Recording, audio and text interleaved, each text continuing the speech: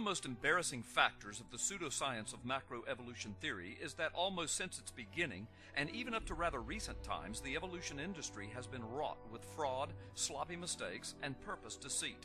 These claims are well documented, and many will be presented in this film. The most disturbing thing is that some of these frauds and deceits are still held out today in so-called science textbooks as fact.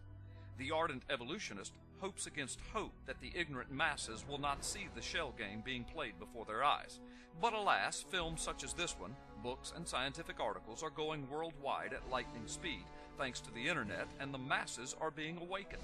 In 1859, in his book Origin of the Species, Charles Darwin said, "Why, if species have descended from other species by insensibly fine graduations, do we not everywhere see innumerable transitional forms?" This is from chapter 6 of his book entitled Difficulties on the Theory. Scientists who believe evolution have been searching for transitional forms ever since, but they have not been able to find them. Therefore, fraudulent fossils have been manufactured and deceitfully presented as transitional forms. This is particularly interesting since virtually every modern evolution textbook will proudly proclaim that the preponderance of fossil evidence is one of the many proofs of the fact of evolution. Yet nothing could be further from the truth. According to anthropologist Tom Kemp, in his famous review, Mammal-like Reptiles and the Origin of Mammals, in no single adequately documented case is it possible to trace a transition, species by species, from one genus to another. Duane T. Gish, Ph.D., in his book Evolution, the Fossils Still Say No, states, "Even though this transition is supposed to have taken 100 million years, not a single intermediate fossil has ever been discovered." Dr. Colin Patterson, senior paleontologist, British Museum of Natural History, states, "I will lay it on the line. There is not one such fossil for which one could make a watertight argument. It is easy enough," he says, "to make up stories of how one form gave rise to another." Evolutionists believe that macroevolution, one kind of living organism eventually becomes another kind of living organism, has been proven in the fossil record.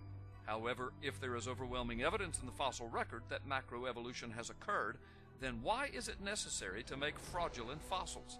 The reason is because, contrary to what is commonly believed and taught, macroevolution has no proof whatever in the fossil record. Let's examine some of the more famous evolution hoaxes. The Archaeoraptor. The most recent, perhaps the most infamous evolution fraud, was committed in China and published in 1999 in the journal National Geographic. Dinosaur bones were put together with the bones of a newer species of bird, and they tried to pass it off as a very important new evolutionary intermediate.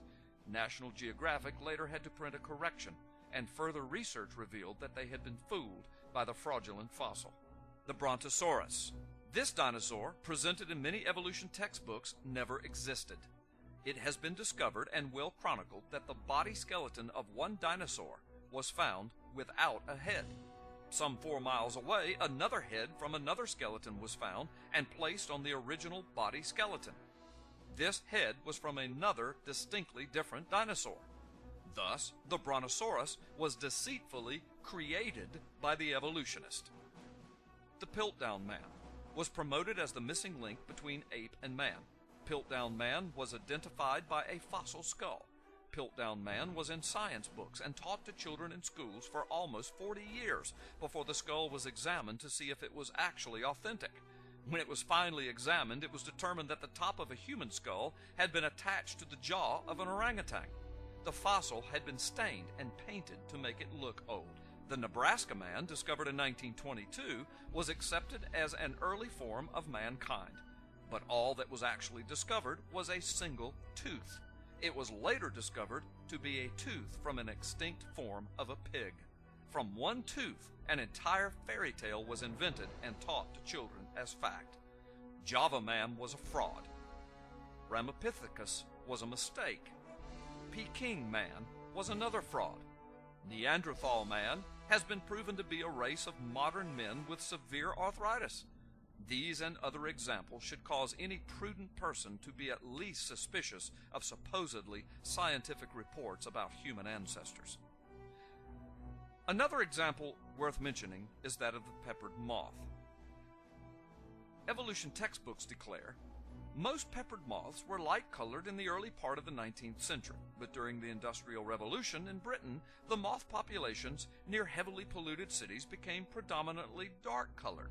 Experiments suggested that predatory birds ate the light-colored moths when they became more conspicuous on pollution-covered, darkened tree trunks, leaving the dark-colored variety to survive and reproduce. To demonstrate the camouflage of the dark moths, many books, when explaining evolution, have pictures of peppered moths on tree trunks. As ridiculous as it may seem, the pictures are themselves faked. Peppered moths do not land on tree trunks in nature. So where did the pictures of peppered moths on tree trunks come from? Dead moths were glued or pinned to the tree trunks. This fact has been known about since 1980, and still the fake pictures are being published in textbooks as proof of evolution. Most biology textbooks have a section about evolution. One of the favorite proofs commonly included in such a chapter is the similarity of embryos from a variety of animals and man. This information may be traced back to embryologist Ernest Haeckel in the mid-1800s. Haeckel published pictures he claimed were the embryos of fish, salamanders, tortoises, chickens, hogs, calves, rabbits, and human beings. He tried to show that the embryos looked similar in the early stages of development. This was supposed to show that they all had a common ancestor. The problem is, the pictures were faked. This fraud was known and published as early as 1894 by Professor Adam Sedgwick of Cambridge University, and as recently as 2000 by the curator of the fossil collection at Harvard's Museum of Comparative Zoology, Stephen Jay Gould. Haeckel's fraudulent drawings are presently in at least 10 major biology textbooks published from 1998 through the year 2000. Spontaneous generation, or abiogenesis, or chemosynthesis. George Wald, evolutionist and professor of biology at Harvard, admits, "One has only to contemplate the magnitude of this task to concede that the spontaneous generation of a living organism is impossible. Yet here we are, as a result, I believe, of spontaneous generation." Notice that some scientists are so steeped in the theory of evolution, they cannot bring themselves to fully accept the absolutely irrefutable scientific proof of laboratory experiments. It has been claimed that the geological column, as a faunal succession, is not just a hypothetical concept, but a reality, because all Phanerozoic systems exist superposed at a number of locations on the Earth. Close examination reveals, however, that even at locations where all 10 systems are superposed, the column, as represented by sedimentary thickness, is mostly missing. The global stack of index fossils exists nowhere on Earth, and most index fossils do not usually overlie each other at the same locality. So even in those places where all Phanerozoic systems have been assigned, the column is still hypothetical and purposely deceitful. In spite of these and many other well-documented frauds, deceits, and lies, the evolutionary fairy tale continues to be taught as fact to this day.